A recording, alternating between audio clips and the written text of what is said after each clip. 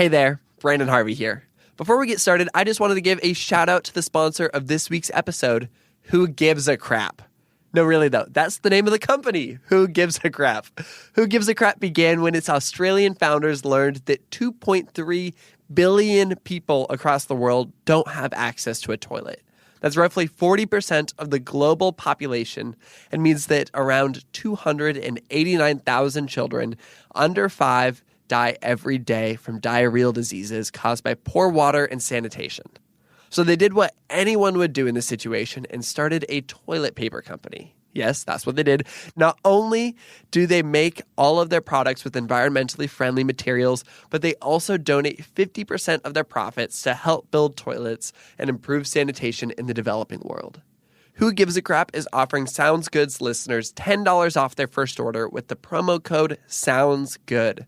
To get toilet paper delivered to your door, make a difference in the world, and support this podcast, just go to whogivesacrap.org/soundsgood and use the discount code SOUNDSGOOD. All one word. One more time, that is whogivesacrap.org/soundsgood with the discount code SOUNDSGOOD. Who Gives a Crap? Good for your bum, great for the world. All right, now here comes the show.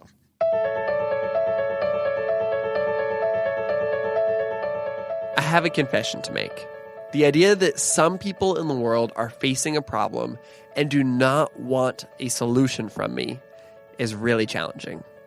It's just not how my head or my heart work. It's really hard for me to recognize something difficult is happening to me or around me and not actively work at making this problem go away through brainstorming possible solutions or taking action.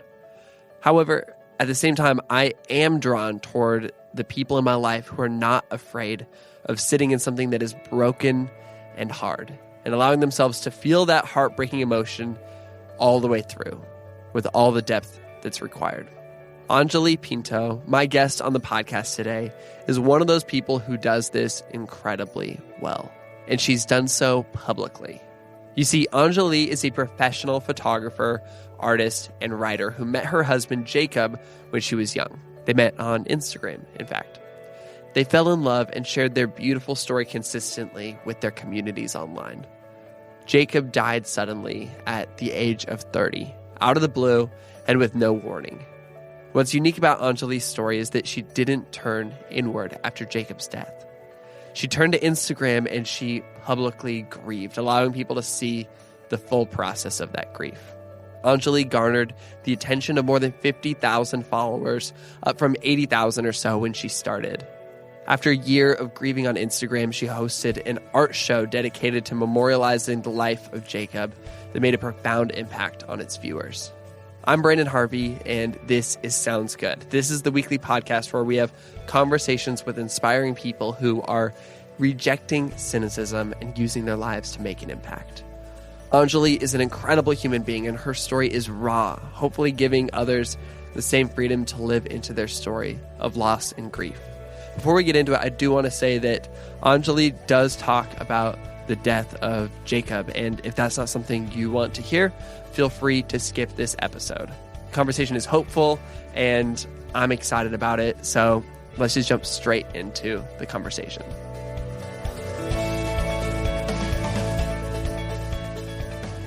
Anjali, I want to know how you got started as a photographer, because I love your food work and I love your lifestyle work. I think that you capture life so beautifully, and I can tell that you've been a photographer for a long time, but how long has it been? When did you get started? I actually was just telling this story to a bunch of high schoolers today. No way. Yeah, I picked up a camera when I was around 15 or 16. My dad bought his first digital camera, and he didn't really know how to use it. And I was like, let me just take this for a couple weeks and figure it out for you, and then I'll give you a lesson. And it turned out that I just basically commandeered the camera completely. And Great. I would like give it back to him when there was like an event that he needed, to cover for family birthday or whatever. But yeah, I just fell in love with it when I was a teenager. Wow. Did you have anything that you were like, so I got a camera when I was 16 in my photography class. But for me, I was really driven by seeing photos online, and I was like, I'm inspired to recreate these. Did you have anything in you that was like driving that love for photography? I was a big scene kid, and I went to shows, and I wanted to take pictures of my friends and bands and document my personal style and its evolution, and just basically create the best live journal that anyone had ever seen. And did you do that? Did you create the best one anybody's ever seen? No, it was very, very just like my Instagram is now, essentially pouring really personal information onto the internet and documenting my day-to-day life. Really? So yeah, I've been doing that since I was a teenager. Yeah. That's amazing. What do you think your thought process was on choosing to be vulnerable online, even as a teenager? Well, part of it was that I didn't know better, to be perfectly honest. I didn't really foresee any consequences of being honest online, which did get me into a little bit of trouble occasionally. But I think I just have a natural tendency to be an open person, and I was an optimist then and still am now. So a lot of it wasn't really very gut-wrenching. It was like, ooh, I'm scared about what college to go to, and does anyone want to go to Chicago with me to go see this show? So it was all pretty innocent, I'd say. But at that time, that's probably still, choosing to put out more than the average high schooler is. I don't know. I feel like in high school, we all kind of put up a little bit of a facade, and to at least share some of your emotions and feelings is a big deal. Yeah, I don't know if I was just naturally inclined to have this sort of visual literacy, but I have always associated my thoughts with images and vice versa. I wasn't ever really prompted to write long entries in a journal, even though I had a lot of things that I wanted to say. It was through the photos that I was able to express myself, and then I could kind of write small captions that gave context to the photos, but I felt like the photos better represented my emotions and my experiences. That's really interesting. I feel like I resonate with that a lot. I've never been somebody who journals or at least, I've started a lot of journals. I've got so many moleskins with the first 10 pages filled out, but I've never put words to it like that. And I think, I don't know, I feel like I really connect with that. And that's cool that this opportunity to share words and photos kind of came along at the same time that you were becoming a photographer. What kind of came next for you in the world of photography? Well, I was in the International Baccalaureate program at my school, but there was no advanced art courses. So I signed up for community college. I did night classes with adults while I was in high school. So I learned darkroom stuff and had my first photo assignments when I was 17 and 18. That I credit a lot to my parents just being supportive and encouraging me that it could be a career if I was passionate about it. And I think they saw that I had some talent or natural inclination for it. And then I went to school for photojournalism. I was really excited about the opportunity to potentially work for a magazine and travel for a living and take pictures of people and tell their stories. So that's what I have been wanting to do since I was an adolescent, essentially. And I love that you've gotten to just continue steering down that path, because I don't feel like everybody necessarily has that kind of clarity with what they want to do in the future. No, my siblings and I talk about that all the time, because all three of us, even though we're in very different paths, all felt this compulsion to do what we loved from a young age. Wow. What were your parents like then? What was kind of fostering that for all of you?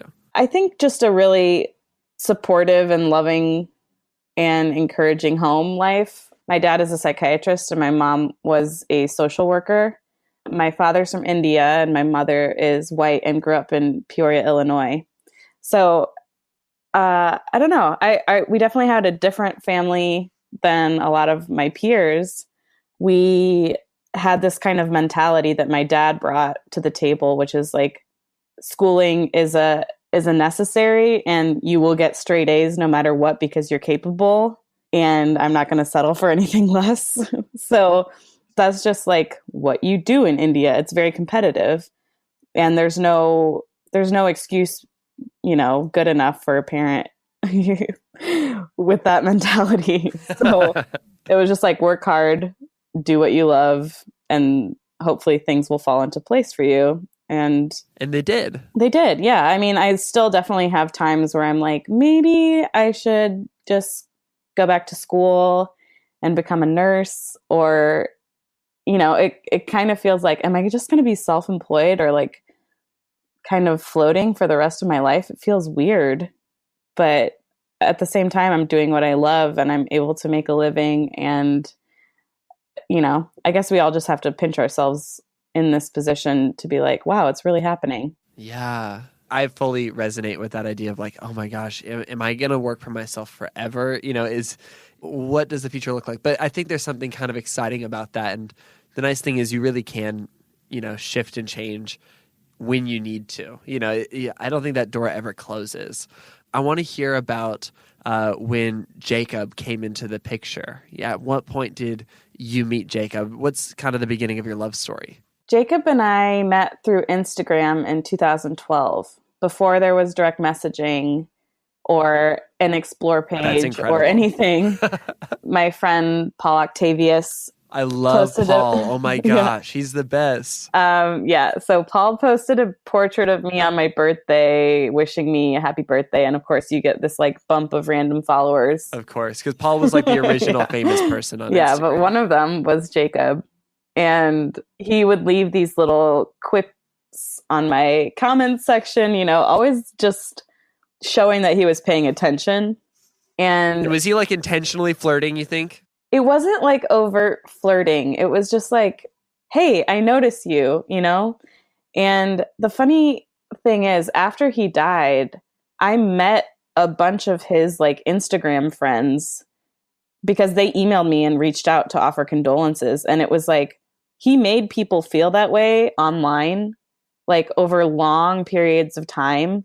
Like it wasn't necessarily flirtatious. He was just really good at connecting with people and staying in touch and like being consistent. And you feel like you know the person after a while, when you see that much of their life unfold. Yeah, truly. That really surprised me that, someone who had never met him could feel his loss just because they were like friends through the comment section of Instagram. Yeah, I just got goosebumps thinking about that because I've made some of my best friends through Instagram, which is wild, because I jumped on Instagram in those early days back in 2011, 2012 as well.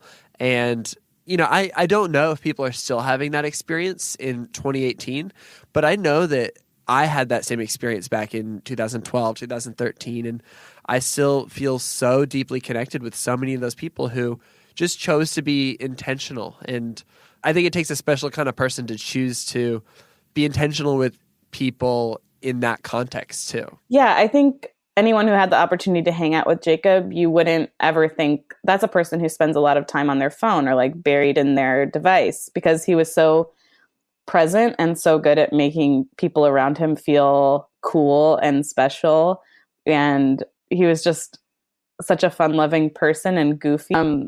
But he really was able to translate that into his online personality in a way that was just so genuine and easy to love. So Paul and I joked like, okay, if this Jacob_Johnson character is gay, you can have him. And if he's straight, I get him. So like, I really couldn't tell from his profile what he was into. And we like just talked back and forth for a little while and then decided to meet up for a beer. And it was in May of 2012. And basically I consider our dating anniversary June 1st, because once we met, it was just, we were like inseparable.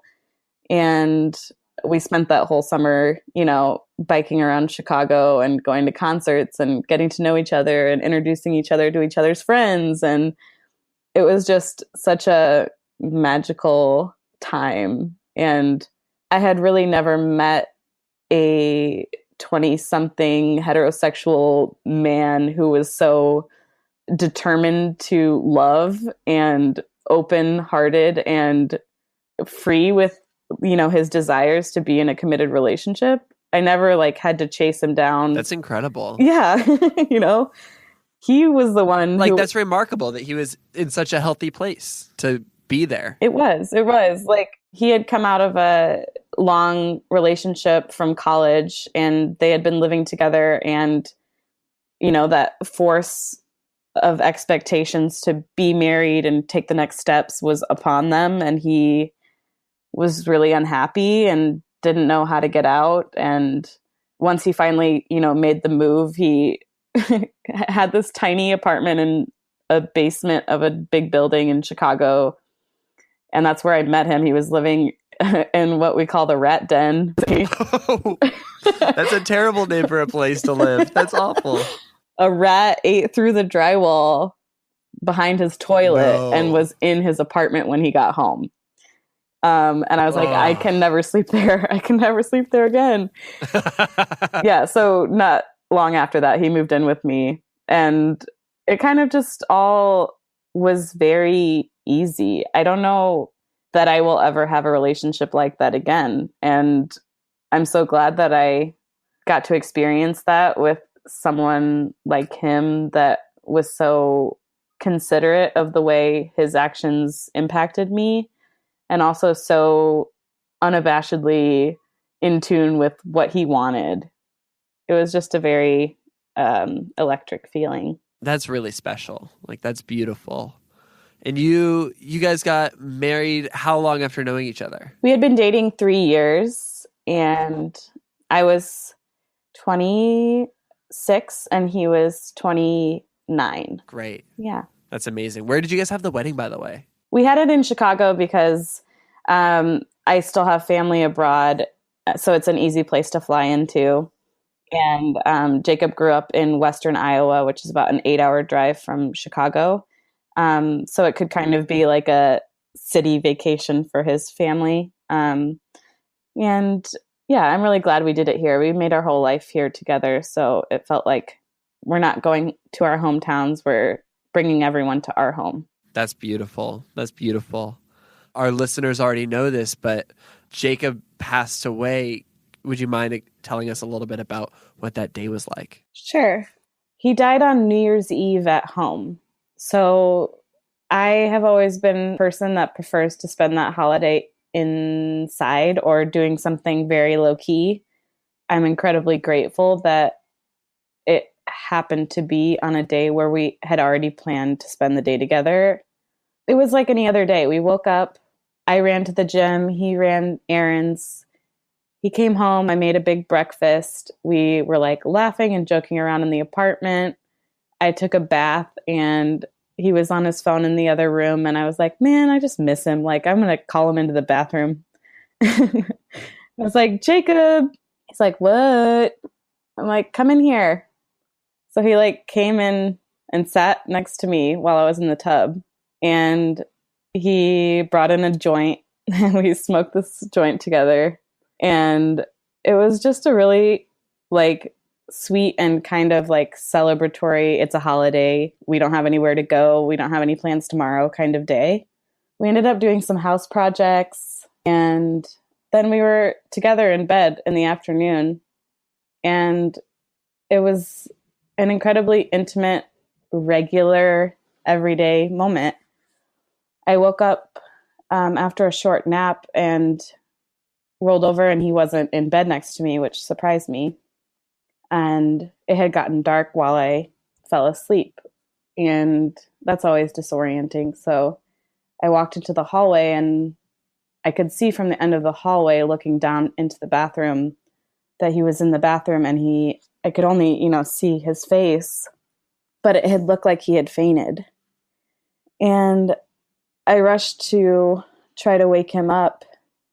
And as soon as I touched him, you just know, like, I just knew that he wasn't there at all. And I tried to get him in a position to do CPR. I was looking for a pulse. I couldn't find a pulse. And so, I gave him a little bit of CPR, but I knew that I needed to call 911. So I ran back to the room, grabbed my cell phone, put on clothes, and basically just waited for the medics to arrive. It took a little over 7 minutes. And during that time, the dispatcher was encouraging me to continue to do CPR. Medics arrived. And oddly enough, Jacob had an uncle who passed away the previous year. And I kind of had in my head that I knew, if your brain's not being oxygenated for a certain amount of time, there's just no coming back. So as the medics were working on him, it started to really become a reality that he was gone forever, even though I'm in a complete state of shock. And after about 30 or 40 minutes, they were going to transport him to the hospital. And I actually pulled out my phone and set it to record because I thought that the lead medic was going to tell me that he was dead. And I wouldn't believe it later, so I needed to record it in case I had to prove to someone else that this really happened. And that recording is just so eerie. It's just me panting and this medic saying with a lot of care in his voice, "We've done everything we can. We're going to transport him to the hospital." And I was like, "But the back staircase is wider. How are you going to carry him out the front?" And he was like, "The ambulance is right out front. So that's just the way we have to go." And the recording ends. And they're really not able to declare someone dead on the scene if they're not obviously dead or have been dead for a long time. And when I found him, he still, had color in his face. He was still warm. And it must have been just a few minutes beforehand that he died. Because it wasn't until we got to the hospital, my sister met me there, thank God, that, he started to truly look like a dead person. And that was just a whole nother incredibly disorienting experience. The ER doctor was very cold and not helpful and was sort of just matter of fact of "I'm sorry to inform you that your husband's dead." And he was like, "Okay, so you have as much time as you want with him now until the coroner arrives because he's so young and we don't know the cause of death. An autopsy is required." And I was like, "Well, how long will that be?" And he's like, "It could be anywhere from an hour to 4 hours." So in my mind, I'm like, okay, I have 4 hours to sit with him and call his family and figure this out. And what felt like 20 minutes passed and the coroner arrives. So there's no social worker or any type of transitional care. It's just I'm alone with him in an emergency room. My sister's on the phone in the hallway pacing, calling all of his relatives. And then the officials come essentially to take him away and remove him in a body bag. And I was home without him forever by 9 p.m. that night. I can't even imagine. I'm so sorry. And that, it's not like it's all, obviously it's all the worst, but that first night, that first 24 hours, that's got to be horrible. Your mind races to 1,000 different directions. It's so bizarre. There's no way to grasp the permanence of it in those first few moments because it's no, 5 minutes ago, he was just talking to me. An hour ago, we had been planning what we were going to eat for dinner. And now I am alone forever. This isn't what was supposed to be our life. This isn't what we promised each other. And how can a perfectly healthy person just disappear from the planet? It felt like voodoo. Someone had stuck a pin in his heart and, it still doesn't really make any sense. There's no known genetic link. There's no real signs that he was ill. It just happened.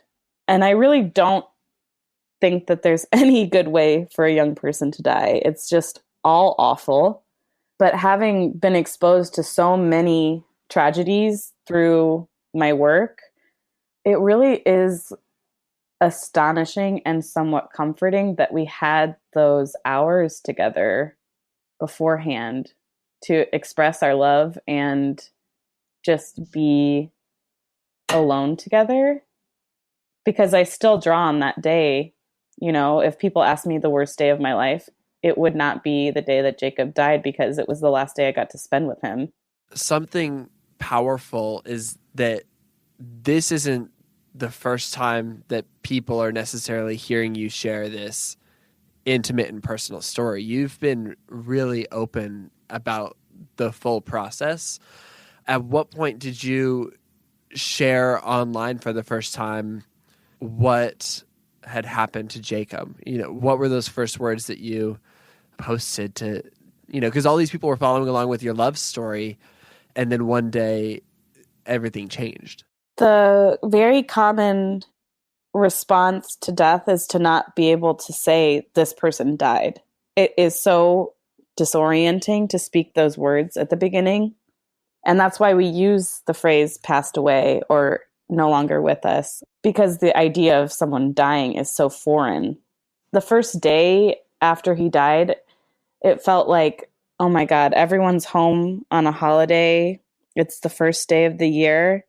And none of us slept. So we started making phone calls at like 7 or 8 in the morning.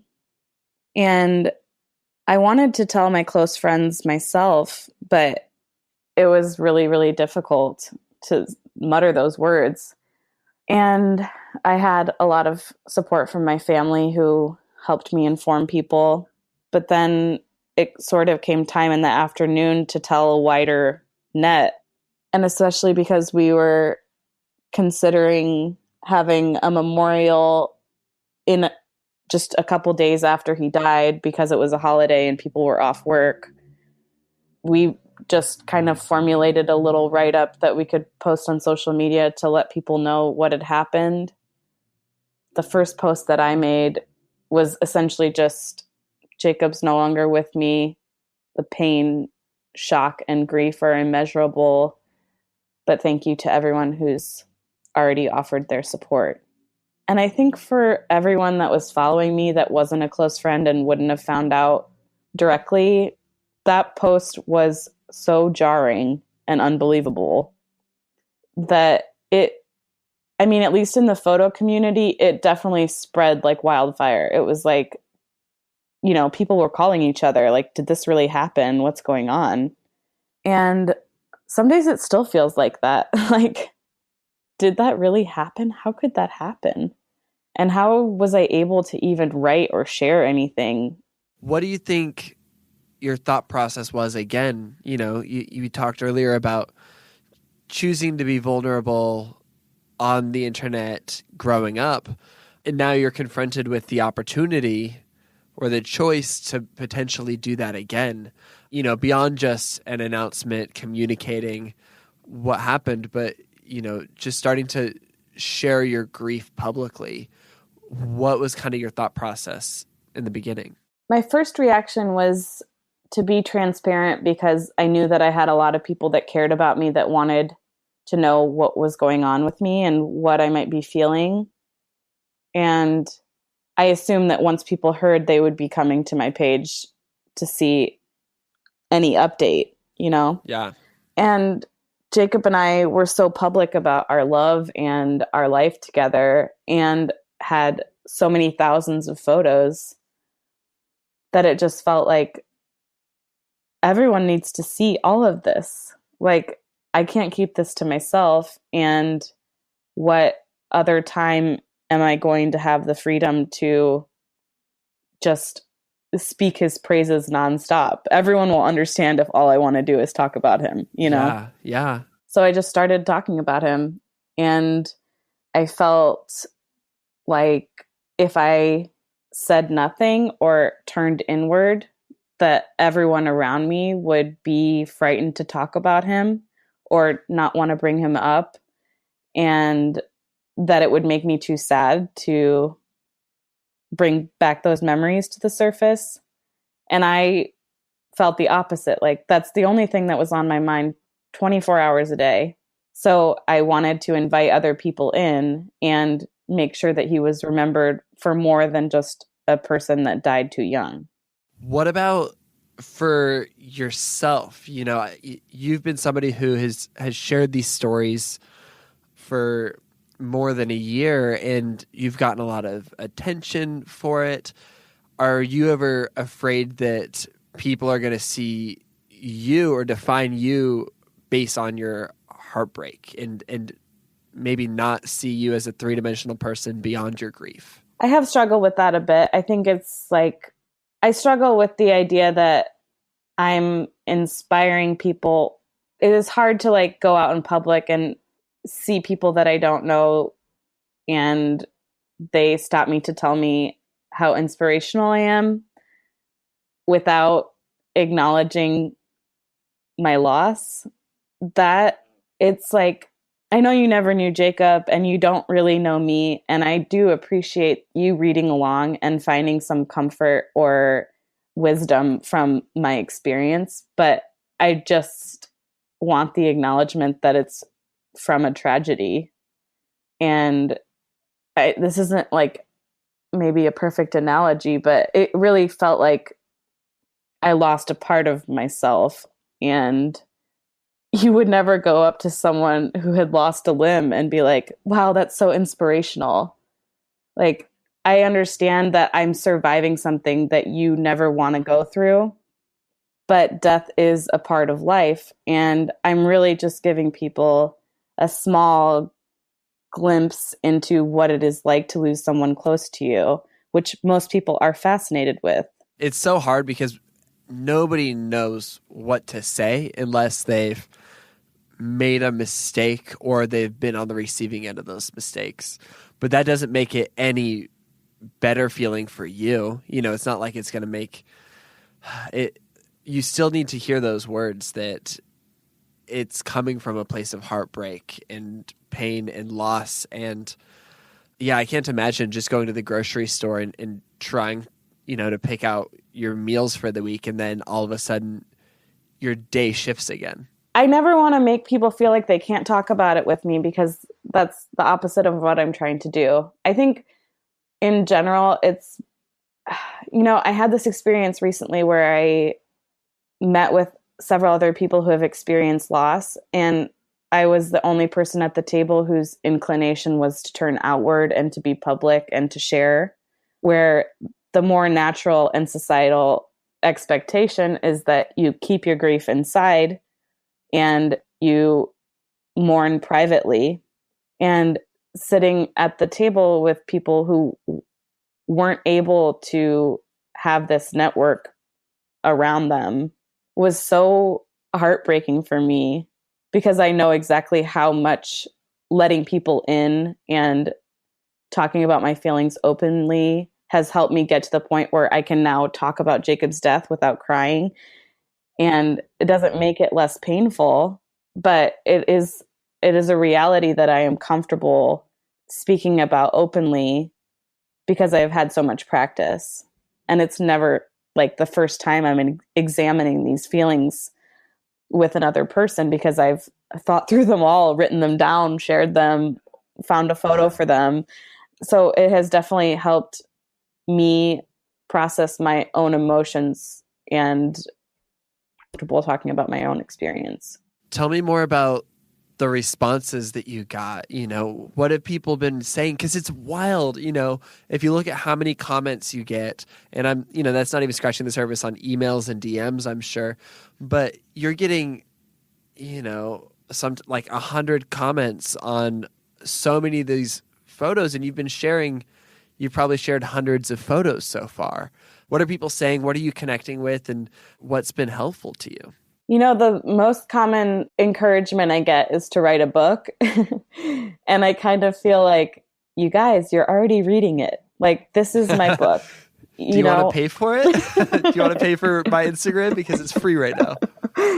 But I mean, what other memoir author do you get to give live feedback to? You know, that is like, anyone who has taken away something from my story has the ability to reach me directly, which is such a unique way of living in the world right now, you know? that wouldn't have happened 100 years ago or 50 or 40 or 20. And I think it's really incredible that I have brought out acceptance of grief in a lot of people's lives, no matter what kind of loss that they've experienced. The most intense call for a response I got was when I was preparing for Jacob's show. I was like, I don't know who's going to come to this, and I don't know who I'm going to meet and what they're going to say. And maybe some people will be too afraid to talk to me, but they want to see the work. And I wrote essentially like, what have these posts meant to you over the last year? Because for me, they were just a way of healing and exploring my own emotions. But what have they meant to you?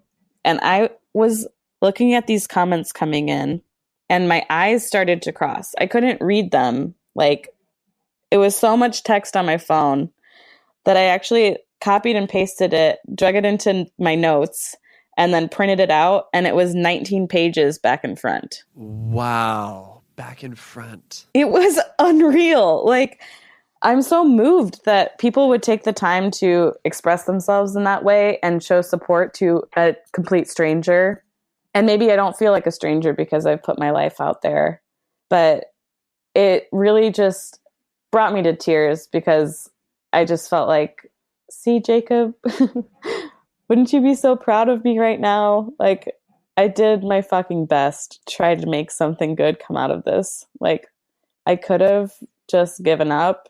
It felt a lot of times like it would be easier to not try and to just distract myself with some other thoughts or move to a new apartment or just forget like the life that we tried to build together and start over. But instead, I tried to harness the creativity and love and connection that he gave to me with other people. That's beautiful. And earlier you described yourself as an optimist.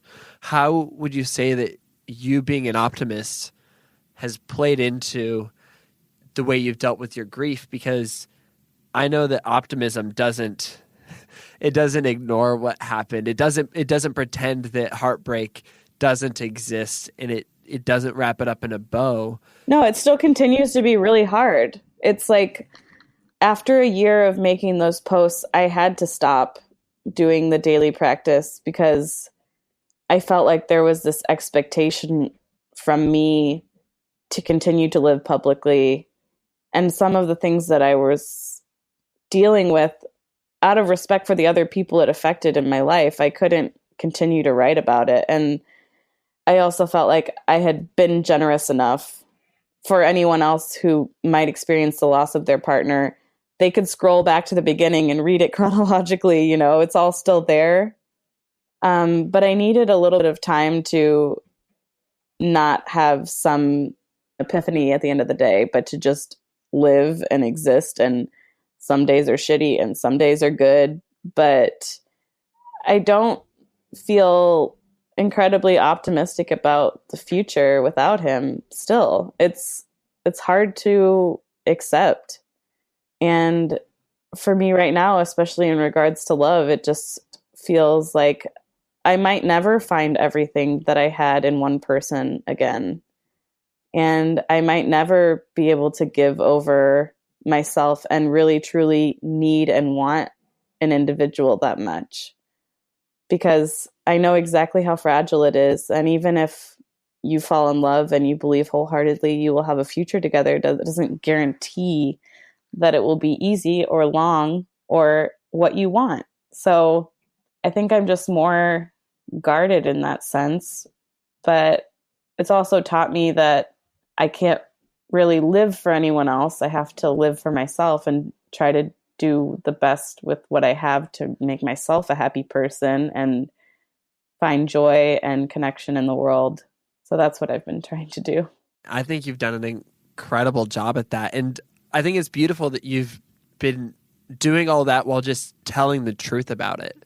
You know, you're not faking it. You're not telling people that it is what it isn't. You know, you're saying this is the raw truth. And is it hard to say out loud that you don't know if you'll ever find love like that again? Like, is that a weird thing to say as somebody who self-describes as an optimist?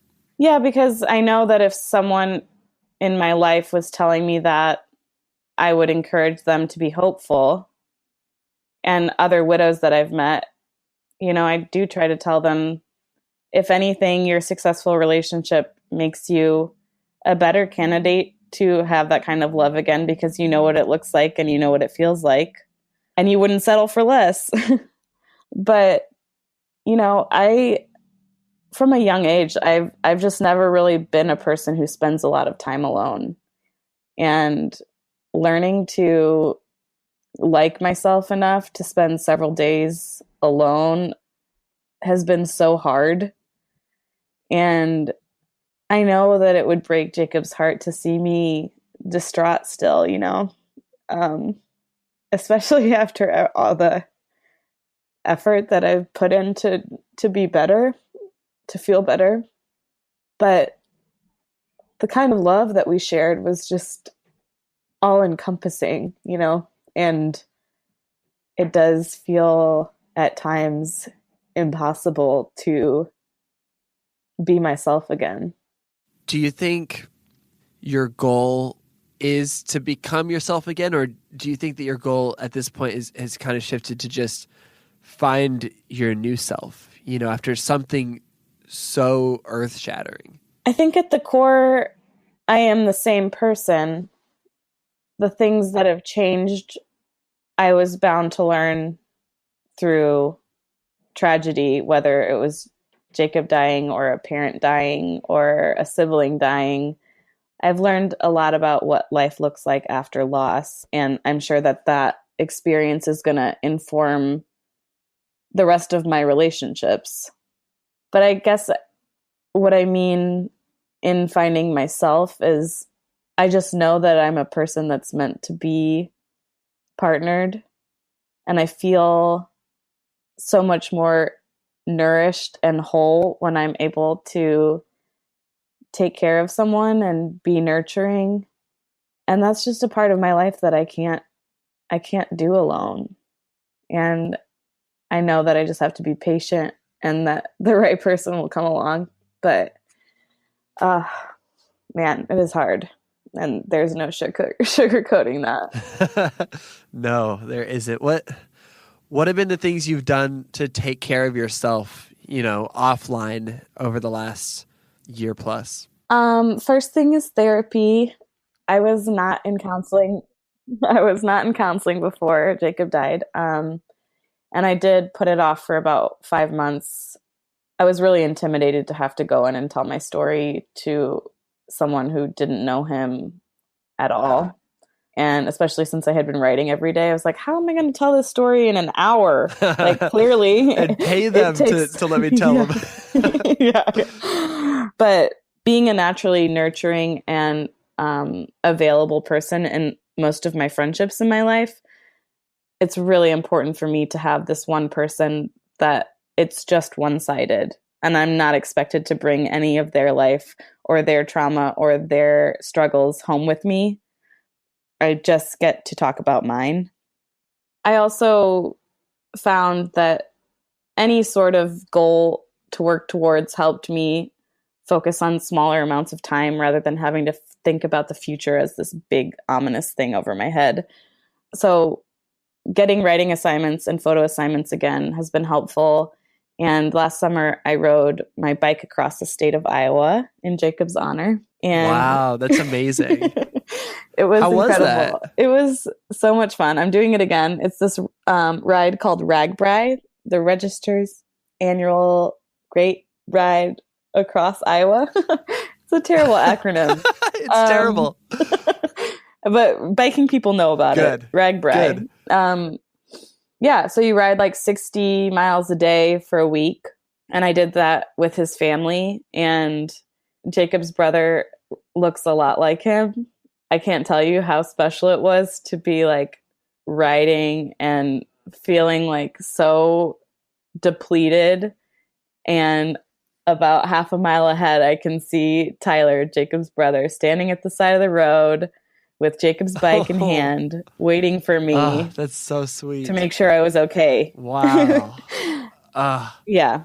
That's so special. I'm glad you get to do that again. Do you think you'll keep on doing it? I don't know. I mean, I'm not really like, I didn't grow up with long-standing traditions. Like a lot of people have, like every year our family did this together. And so to me, like doing something 2 or 3 years in a row feels like, okay, I knocked this like tradition thing out and on to the next thing. And like, totally. It was meaningful to you. Mm-hmm. And so you did it. And then you can find something else. Yeah. And I like finding new experiences to explore. That's amazing. What are you excited about in the future? And it doesn't have to be in terms of anything with Jacob. Just like what are some other things that you're pumped about right now? I just found this opportunity with a nonprofit in Chicago that I love called Embark. And I'm essentially going to be taking over their social media for May and interviewing students that have been helped by their programming and telling their individual stories, doing portraits, and kind of uplifting the organization through photography and writing, which is essentially my dream job. That is perfect for you. Thank you. That's incredible. Congratulations. Thanks. And yeah, I didn't know where telling Jacob's story would lead me other than to a place of my own healing. But now, like having this new work opportunity, I can just be having like a really bummy day. And then I go to this high school and meet a bunch of kids who are trying to get themselves to college and pursue their own dreams and passions. And they're so enthusiastic and receptive to adults and mentors. And it's just so inspiring to be around young people.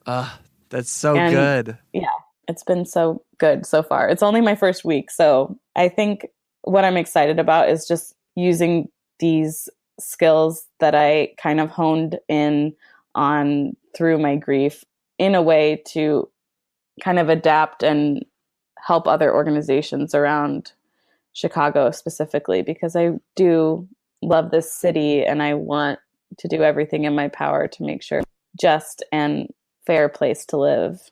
Isn't it remarkable that your skills and abilities that you learned growing up, you know, your dad's camera with photography and live journal with vulnerability and writing and your punk phase, like all those things came together to support you in your grief. And then your grief, the things you learned in the process of that have come to support you in new endeavors and new experiences and a dream job. Like that's incredible. It is. It is. And, you know, I was really fortunate that Jacob and I had life insurance and I was able to take time off work.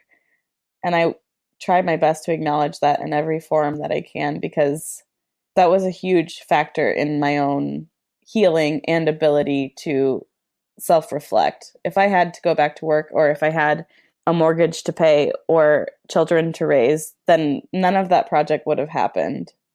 And now it's been a year and some change, and I'm able to focus my creativity on something else. But at the beginning, it was like, I can't shoot food. Like, this means nothing, you know? My husband's dead. I don't want to sell a hamburger. So it's really come full circle where I'm like, okay, I can dabble in a little bit of commercial work. I can do some editorial assignments. I can be out and make small talk with people, especially people who don't know anything about what's happened to me, which was so hard at the beginning. And now, like, also I've made a bit of a reputation for myself in Chicago as being an empathetic and emotionally intelligent person. And that speaks louder to who I am than any photograph I could ever make. Yeah. That's where your work is ultimately going to come from. You know, people hire you because they like working with you more than because they like the end result. You know, like you've got to have good enough content, but then after that, it's, you know, can you connect with human beings? And you have an ability to do that like no other. So that's amazing. Thank you. I have loved this conversation, and I want to just keep on talking forever, but I know that we cannot, because that is not how human beings work, nor podcasting works. And so I do want to end by asking you this, because I think this is something that we haven't talked about on the show yet. You're an expert on this, and I also know that some people listening might need to hear these words. So I want to ask, what would you say to somebody who's experiencing pressure from others to turn their heartbreaking story into a positive? That, pressures to reframe this story, or, to make things just feel more happy and bright. What would you say to people who are struggling? What would you want them to know? I think it's okay to speak up for yourself when someone makes a comment to you or about your life that sort of leads you in the direction of, isn't there a bright side, or at least this, or doesn't that make it less painful? I honestly think people don't know how hurtful that is. And if they care about you, and if they truly do want you to be happier or feel lighter, it's okay to encourage them by saying, it really hurts my feelings when you try to find a bright side. I'm just going through a really hard time right now. And it would be a lot easier if you could just listen. I think all of us just need to remember that when someone's venting about something hard that they're going through, they might not want a solution. They might just want a friend. And I'm still learning that too. I'm a pragmatic person, and it can be very easy to offer a, what if you tried this, or what if you did that? But having gone through this experience, I think I just want people to feel encouraged that if you are also making an active effort to take care of yourself, and you do feel comfortable talking to especially a professional or any kind of counselor, there's no reason to mask your heartbreak for the comfort of other people. That's unfair to you. Anjali is such an incredible human being. She has this powerful way of revealing the ways that sadness, hurt, and anger are inextricably bound up with gratitude, humor, pleasure, and joy.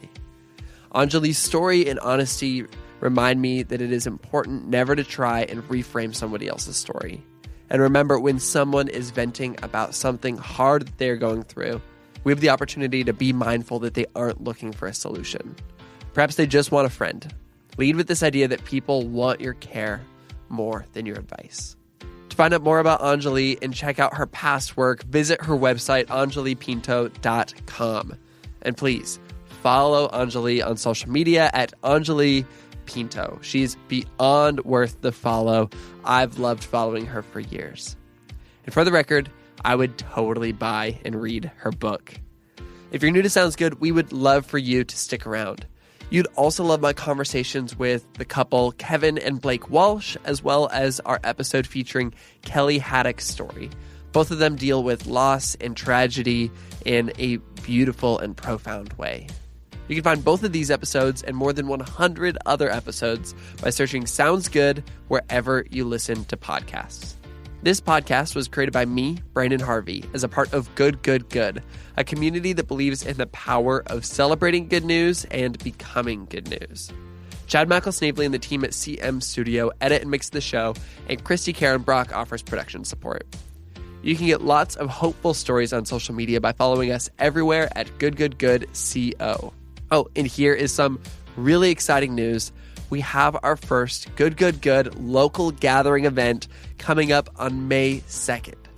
We've been wanting for a while now to take an evening to gather around our tight-knit community that celebrates the good in the world. There's going to be wine and music and a lot of special guests from the Sounds Good podcast community. You've definitely heard them on the show before, and I would love to see you there. But we only have a limited capacity for guest registration, so don't wait until the last minute to sign up. Use the link in our Instagram bio. Again, that's at GoodGoodGoodCO, or check out the link in the show notes for this episode. And on that note, that is a wrap for this week's episode. Go out and remember that there is no greater agony than bearing an untold story inside of you.